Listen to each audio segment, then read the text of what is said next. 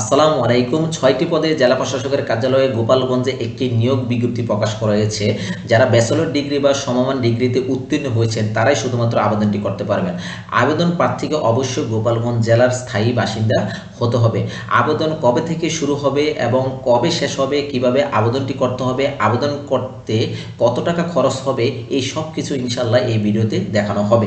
আশা করি আপনারা সবাই ধৈর্য সহকারে সম্পূর্ণ ভিডিওটি দেখবেন। মূল ভিডিওটি শুরু করার আগে আপনারা যারা আমার চ্যানেলে নতুন এসেছেন আপনারা চাইলে আমার চ্যানেলটি সাবস্ক্রাইব করে রাখতে পারেন, যাতে করে পরবর্তী এই রিলেটেড ভিডিও আপলোড করার সাথে সাথে আপনাদের কাছে একটি নোটিফিকেশন চলে যায়। তো প্রিয় চাকরি প্রত্যাশী বন্ধুরা, আপনারা এখানে যে নিয়োগ বিজ্ঞপ্তিটি দেখতে পাচ্ছেন, এখানে যেই পদের জন্য নিয়োগ দেওয়া হবে সেটি হচ্ছে ইউনিয়ন পরিষদ প্রশাসনিক কর্মকর্তা, যার পদের সংখ্যা হচ্ছে 6টি, আর যার বেতন স্কেল হচ্ছে 10,200 থেকে শুরু করে 24,680 টাকা পর্যন্ত হবে। ওকে, এরপর হচ্ছে যে যার বয়স সীমা এখানে উল্লেখ করা হয়েছে 18 থেকে 32 বছরের মধ্যে হতে হবে। যার শিক্ষাগত যোগ্যতা হচ্ছে কোনো স্বীকৃত বিশ্ববিদ্যালয় হতে ন্যূনতম দ্বিতীয় বিভাগ বা সমমানের সিজিপিএতে স্নাতক বা সমমান ডিগ্রি থাকা লাগবে, আর কম্পিউটার চালনায় দক্ষতা থাকতে হবে। ওকে, এরপর আসেন আমরা জেনে নেওয়ার চেষ্টা করি যে আবেদন কত তারিখ থেকে শুরু হতে যাচ্ছে। দেখুন, এখানে আবেদন কিন্তু অলরেডি আগামীকালকে থেকে এখন আগামীকাল বলতে আজকে থেকে আপনাদের আবেদন প্রক্রিয়া অলরেডি শুরু হয়ে গিয়েছে। অর্থাৎ আপনাদের 19/8/2025 সকাল 10টা থেকে আপনাদের আবেদন প্রক্রিয়া শুরু হবে, আর এটার আবেদন শেষ হবে 8/9/2025, অর্থাৎ সেপ্টেম্বরের 8 তারিখে আপনাদের বিকাল 5টায় এই আবেদন প্রক্রিয়া শেষ হবে। এর মধ্যে আপনারা আবেদন করতে পারবেন।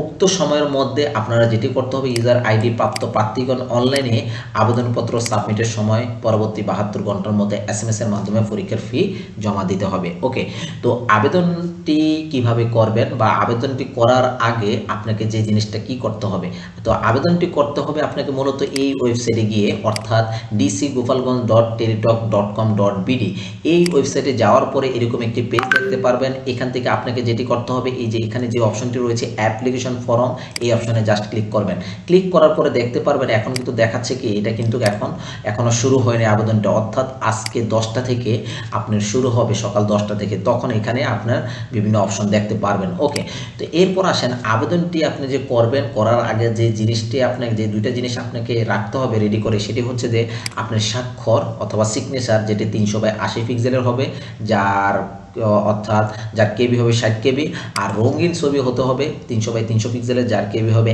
100 কেবি সাইজের। ওকে, তো এরপর আসেন যে আবেদনের অলরেডি তো বয়স সীমাটা বলে ফেলেছে, 18 থেকে 32 বছরের মধ্যে হতে হবে।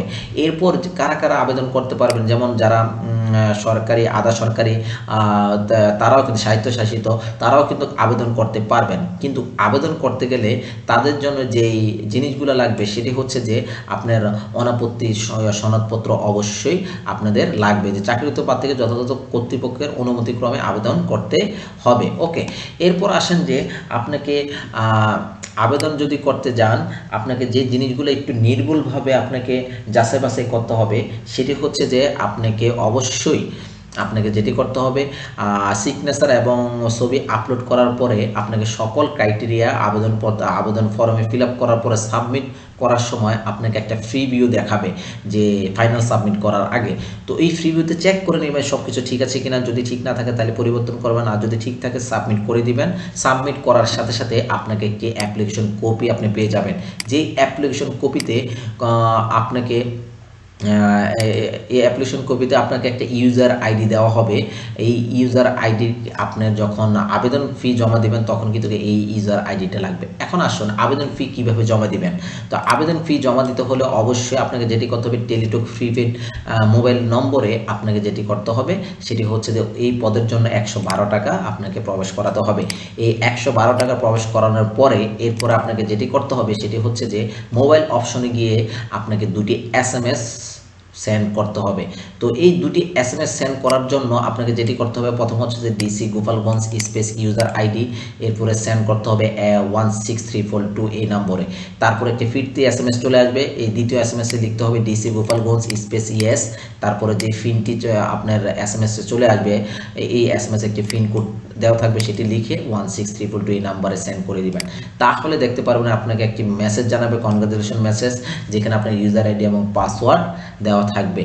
আর আরেকটি কথা বলে নিচ্ছি, আপনার 72 ঘন্টার মধ্যে অবশ্যই এই ফিটা জমা দিতে হবে। যারা ক্ষুদ্র নৃগোষ্ঠী বা অর্থাৎ মুক্তিযোদ্ধা রয়েছে, অর্থাৎ শারীরিক প্রতিবন্ধী রয়েছে, তাদের জন্য 56 টাকা আপনার টেলিটক প্রিপেডে প্রবেশ করাতে হবে। এবার আসেন আপনার প্রবেশপত্রটি কীভাবে ডাউনলোড করবেন। তার জন্য আপনাকে এই ওয়েবসাইট থেকে আপনি কী করতে পারবেন, ডাউনলোড করতে পারবেন। এই যে অ্যাডমিট কার্ড রয়েছে এখান থেকে ডাউনলোড করে নিতে পারবেন, অথবা আপনাকে যেটি বলবে সেটি হচ্ছে যে আপনাকে একটি তারা SMS এর মাধ্যমে আপনাকে অর্থাৎ জানিয়ে দিবে কিভাবে আপনি অর্থাৎ আপনার প্রবেশপত্রটি ডাউনলোড করবেন, বা প্রবেশপত্রটি ডাউনলোড করার জন্য SMS দিবে তারা। তারপরে অথবা তাদের গোপালগঞ্জের যে জেলা প্রশাসকের কার্যালয় রয়েছে সেখানেও কিন্তু আপনাকে জানানো হবে।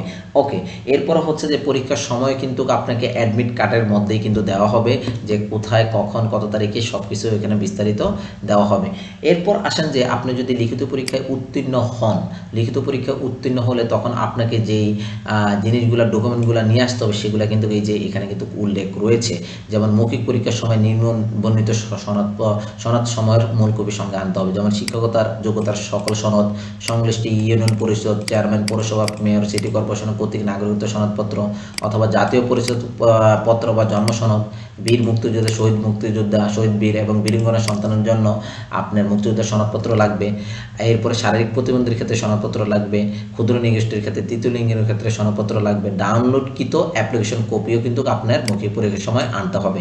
বিদেশ থেকে অর্জিত ডিগ্রিধারী প্রার্থীদের ক্ষেত্রে যথাযথ কর্তৃপক্ষ কর্তৃক ইস্যুকৃত ইকুইভ্যালেন্স সনদপত্র আনতে হবে। ওকে, তো এই ছিল আমাদের মানে কিভাবে আপনি আবেদন করবেন, আবেদন করতে কত টাকা ফি লাগে, এরপরে অর্থাৎ আপনার বয়স সীমা কতটুকু সেগুলো কিন্তু আমি এখানে জানানোর চেষ্টা করছি। আর যদি আবেদন করতে যদি আপনাদের কোনো ধরনের প্রবলেম হয় বা সমস্যা হয়, তখন আপনারা যেটি করতে পারেন, এই যে এখানে রয়েছে আবেদনের কোনো সমস্যা হলে আপনারা যেটি করতে পারেন alljobsquery.query@teletalk.com.bd বা dcgopalganj@mopa.gov.bd এই ইমেলে যোগাযোগ করতে পারেন, অথবা তাদের ফেসবুক পেজ রয়েছে all jobs Teletalk, all jobs BD Teletalk, এই পেজের মধ্যে গিয়েও আপনি মেসেজ করতে পারেন। তো প্রিয় চাকরি প্রত্যাশী বন্ধুরা, আজকে এই পর্যন্তই। এই ভিডিওটিতে মানে আমি দেখানোর চেষ্টা করেছি আপনারা কিভাবে আবেদন করবেন, আবেদন করতে কি কি আপনার ফি লাগতে পারে, কি কি ডকুমেন্ট লাগতে পারে সেটি দেখানোর চেষ্টা করেছি। তো পরবর্তী ভিডিওটি পাওয়ার জন্য বা এই রিলেটেড ভিডিও পাওয়ার জন্য অবশ্যই আমার চ্যানেলটি সাবস্ক্রাইব করে রাখতে পারেন, যাতে করে পরবর্তী ভিডিওটি আপলোড করার সাথে সাথে আপনার কাছে একটি নোটিফিকেশন চলে যায়। তো আসসালামু আলাইকুম।